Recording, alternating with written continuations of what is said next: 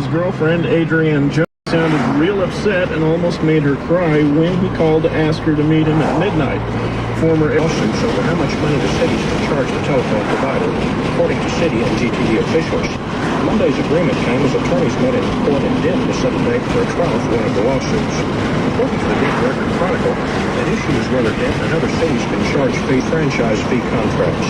I'm Mike Carter, KMTU News.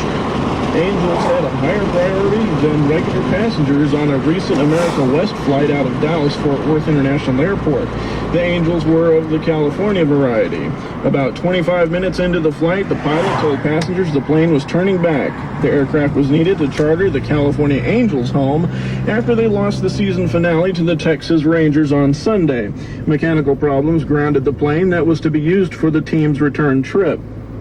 Most of the 53 passengers on the flight were booked on other carriers, but some were put in hotels until Monday. America West spokesman Gus Whitcomb says consumers relations personnel are calling the passengers to give them a personal apology and a $150 travel voucher. An examination into a butane blast several weeks ago in Kaufman County, the explosion that killed 2 teenagers. The section of the pipeline involved in the explosion has been sent to Washington, D.C. for examination. The explosion occurred on August 24th. 2 teenagers died when their truck drove onto gas fumes, setting off the explosion as they drove to report the leak.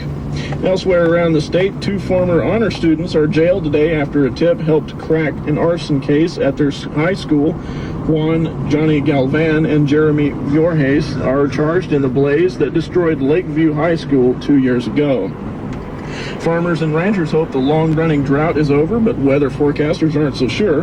A bone-dry winter and spring this year gave way to torrential late summer rains. And here's what's happening around the world. Israeli Prime Minister Benjamin Netanyahu says he and Yasser Arafat had a good start at the Mideast Summit in Washington. He says it was a first step to break down barriers of mistrust. He also says he remains committed to the redeployment of Israeli troops in Hebron on the west.